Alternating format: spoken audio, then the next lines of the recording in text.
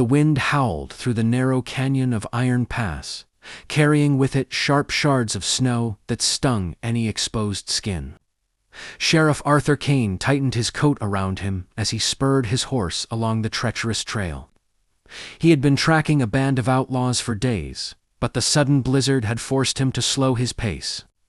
Visibility dropped to nearly nothing, and every ridge and rock looked identical. Arthur was a man of routine and duty, his stoic expression rarely cracking. He had long accepted that the West demanded discipline and resolve, and he wore his badge as both armor and responsibility. But even he had to admit that this storm was relentless. As he rounded a bend, a flash of color caught his eye red against the endless white. Diana Mallory, heiress to a sprawling ranch outside of Iron Pass, was struggling to keep her horse upright. Her carriage had overturned, leaving her stranded on the icy trail. The heiress had always been accustomed to comfort and wealth, and yet here she was, battling the elements alone. She had fled her father's mansion that morning, desperate to escape an arranged engagement she could not accept. Pride and fear mingled in her chest. "Hey, over here," Arthur called, dismounting and striding, toward her, his boots crunching in the snow.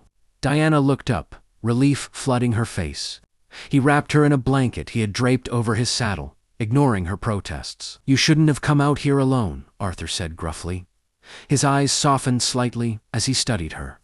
She was young, scared, and entirely out of her depth in the unforgiving terrain. "I had no choice," Diana replied, shivering. "I had to get away from everything." Her voice trembled, not just from the cold, but from the fear that someone might find her before she could escape. Arthur mounted his horse again and offered his hand. "We need to find shelter, and fast.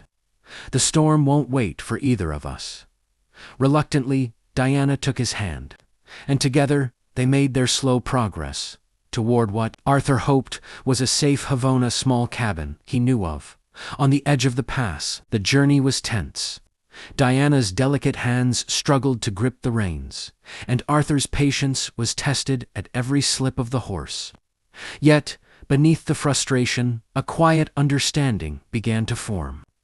Diana admired his calm strength, while Arthur, for the first time in years, allowed himself to feel protective not just for the town, but for the woman trembling beside him. Finally, as the sun dipped beneath the jagged peaks, they spotted smoke curling from a chimney.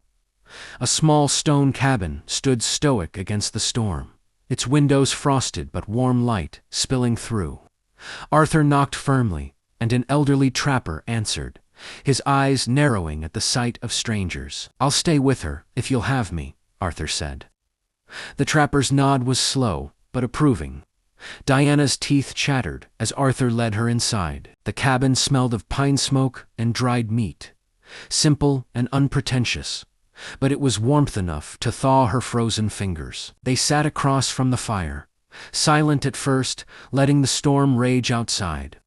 Diana's gaze kept returning to Arthur, the lines of his face shadowed by flickering light. She had expected only hardship on this flight, yet here, in this tiny cabin, she felt the stirrings of something unexpected, a connection, fragile but undeniable. "Tomorrow," Arthur said finally, breaking the silence. "We get through the pass together." Diana nodded, not trusting herself to speak. Outside, the blizzard howled, but inside, for a brief moment, the world was small enough for just the two of them. The first light of dawn painted Iron Pass in muted shades of gray, the snow still falling steadily. Inside the cabin, the warmth of the fire offered reprieve, but it could not erase the chill that lingered in Diana's bones. She rubbed her arms, still shivering, and stole glances at Arthur, who was meticulously checking their gear by the door. Arthur's eyes, ever watchful, flicked to her. "You need to eat," he said firmly, pushing a tin of dried meat toward her. Diana hesitated, unused to surviving on such provisions. But hunger overcame hesitation. As she ate, Arthur knelt near the fire, cleaning his revolver. The rhythm of his movements, precise and controlled, seemed almost meditative, and she found herself watching more than she should. "So," Diana said, breaking the silence, "do you often rescue strangers in blizzards?" The words were meant as teasing, but they came out shaky, betraying her nerves. Arthur looked up, one eyebrow raised. "Not strangers. People who get themselves in trouble." His tone was dry, almost dismissive, but his eyes softened when they met hers. Diana smiled faintly. "Well, I suppose I qualify then." Her fingers trembled slightly as she spoke. Whether from cold or nerves, she didn't know. "I wasn't supposed to be here. I was running away." Arthur's hand paused on his revolver. "Running away?" he asked, his voice steady but curious. "Yes," she admitted, lowering her eyes. "My father, he wants me to marry someone I don't care for. I couldn't do it." Her confession hung in the air like smoke, fragile and intimate. Arthur's expression softened, though he said nothing immediately. The stoic sheriff rarely revealed emotion, yet something about Diana's vulnerability stirred him. He had spent his life enforcing rules, upholding justice, and keeping the peace, but he had never had to protect someone like this. Someone who reminded him that the world could be more than duty and law. The storm outside showed no sign of relenting. Wind rattled the cabin walls, and snowdrifts pressed against the windows. Arthur moved closer to her, not touching, but offering silent protection.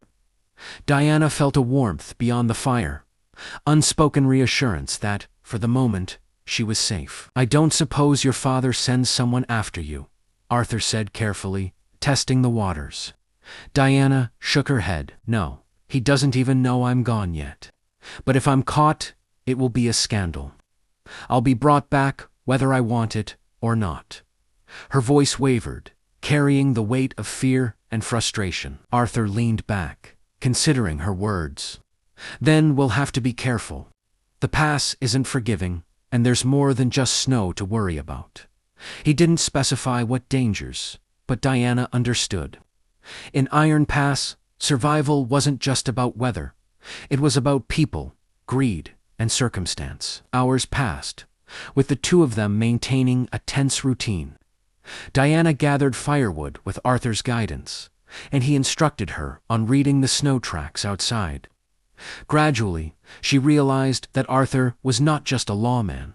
He was a man of quiet intelligence and surprising patience.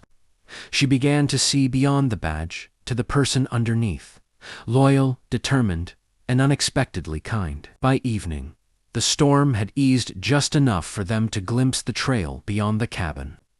Diana sat by the fire, feeling a mix of relief and hesitation. Tomorrow, they would leave the cabin, face the pass, and return to a world that would demand her conformity. And yet, with Arthur by her side, the challenge seemed almost bearable. "You'll need your strength tonight," Arthur said, settling in near the fire. "Tomorrow we ride together." His gaze met hers, and for a moment, neither spoke. The unspoken acknowledgement of mutual reliance hung in the air, heavier than the snow outside. As the night drew on, Diana curled into her blanket, feeling both fear and an unfamiliar flutter of hope. Perhaps survival wasn't just about escaping the storm, was also about discovering something unexpected in the midst of hardship. And as the wind whispered against the cabin walls, she realized that Arthur was no longer just a sheriff. He had become her anchor in a world gone wild. Morning came gray and heavy over Iron Pass. The blizzard had relented, leaving a thick layer of snow that turned every trail into a challenge. Arthur led the way, his horse picking careful steps over hidden rocks and frozen streams. Diana followed, gripping the reins with white-knuckled determination. Every crunch of snow under hoof and boot reminded her that the West demanded more than wealth, it demanded courage. Arthur rode with the quiet authority of someone accustomed to danger. He scanned the horizon constantly, eyes narrowing at shadows in the drifts. Diana, though frightened, was determined not to fall behind.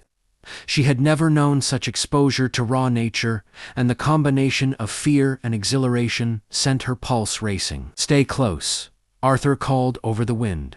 His voice carried an edge of command that was impossible to ignore. Diana nodded, adjusting her hat against the biting air. The pass narrowed as they advanced, cliffs rising on either side. Snow swirled like smoke, and the cold was relentless. Diana's fingers grew numb, and she felt her resolve waver.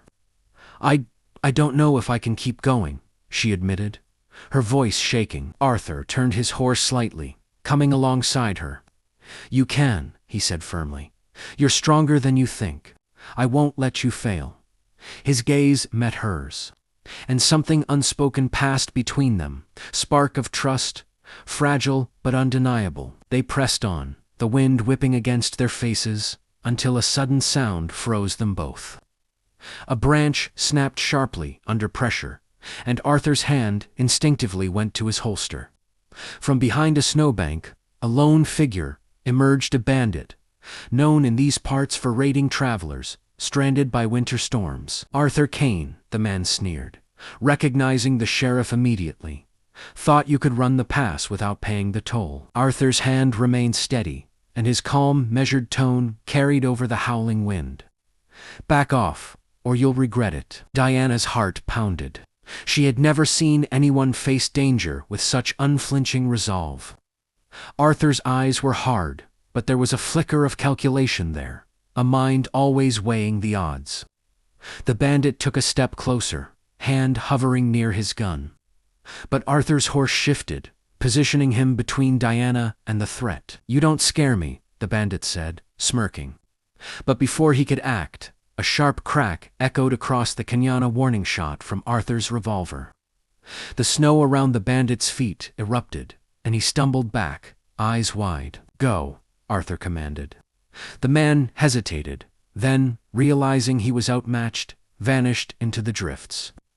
Arthur lowered his gun, turning to Diana. "You okay?" Diana exhaled sharply, adrenaline still surging. I think so," she whispered. Her chest heaved as she processed the reality. She was alive because of him. The incident left them shaken, but oddly closer. Riding in silence, they both felt a subtle shift, an unspoken acknowledgement of reliance. Diana realized that the man she had feared at first, stoic, distant, untouchable, was now her protector, her anchor against the chaos of the world. As the sun began to dip behind the cliffs, they spotted the outline of a small settlement below. Smoke rose from chimneys, a promise of warmth, safety, and rest. Diana allowed herself a tentative smile. The ordeal of the pass had tested them both, her courage, his resolve, but they had survived. Arthur glanced at her, a faint smirk tugging at the corner of his mouth. "Almost there. Keep your focus." Diana nodded, feeling a newfound determination. For the first time, she understood that survival wasn't just about escaping danger, was about trusting someone enough to face it together. And in Arthur, she had found a companion she could trust, perhaps more than she had ever expected. The settlement drew closer, lights flickering like beacons in the white landscape, and Diana felt a cautious hope blooming in her chest. Tomorrow, they would leave the past behind, but the memory of this shared struggle and the growing bond it forged would stay with her forever. By the time Diana and Arthur reached the settlement, the sky had turned a bruised shade of orange and purple, the last light of day fading over the snow-covered rooftops. The small town of Iron Creek was quiet, almost eerily so, the kind of stillness that made Diana's heart race with both relief and unease. She had never been far from her father's estate before, and the simplicity of the frontier town was both foreign and strangely inviting. Arthur led the way to the local inn, a modest structure of timber and stone, smoke curling invitingly from its chimney. The innkeeper, a stout woman with a sharp eye, welcomed them cautiously, noting the sheriff's badge and the state of Diana's frozen cloak. "You two look like you've been through the worst of it," she said, guiding them to a small room with a roaring fire. Diana sank into the chair, letting the warmth seep into her numb limbs. Arthur, still ever vigilant, set about untying his horse and tending to the saddle. Despite the comfort of the room, an air of tension lingered between the man's unspoken acknowledgement of the past day's peril. "You're lucky to have made it through the pass," Arthur said finally, his voice quieter than usual. He leaned against the doorway, his arms crossed, eyes scanning the room as if expecting trouble, even here. Diana looked at him, admiration mingled with a fluttering anxiety. I don't think I could have done it without you," she admitted. The words surprised her. They weren't just polite thanks. They carried a deeper meaning, a recognition of his courage and steadfastness. Arthur's lips curved into a faint, almost reluctant smile. "You held up better than I expected," he said. "Most people wouldn't have made it." The moment lingered, charged with the kind of quiet intimacy neither of them had experienced in years. Diana found herself studying the lines of his face, the way the firelight highlighted his strong jaw, the calm in his dark eyes, the way he exuded confidence without arrogance. And Arthur, in turn, noticed the subtle strength in Diana's posture, the way her eyes held both vulnerability and determination. But the respite was short-lived that evening. As they shared a simple supper of stew and bread, word reached the inn that Diana's father had sent a man to find her. Panic flared in her chest, a cold mirror to the blizzard they had just survived. "He's coming," she whispered, her voice tight with fear. Arthur's gaze hardened. "Then we'll need to act fast," he said. His hand brushed hers briefly as he passed the bread, just enough contact to send a jolt of warmth through her. "We can't let him take you back." Diana met his eyes, realizing with startling clarity that she trusted him completely. For the first time, she wasn't thinking about her social standing, her wealth, or the expectations pressing down on her. She was thinking about survival land, about the man who had become her anchor in a world that seemed determined to control her. The night stretched on with whispered planning. Arthur outlined a route that would take them beyond the reach of her father's agents, through valleys and wooded trails he knew were unpatrolled. Diana absorbed every detail, her mind sharpening with purpose.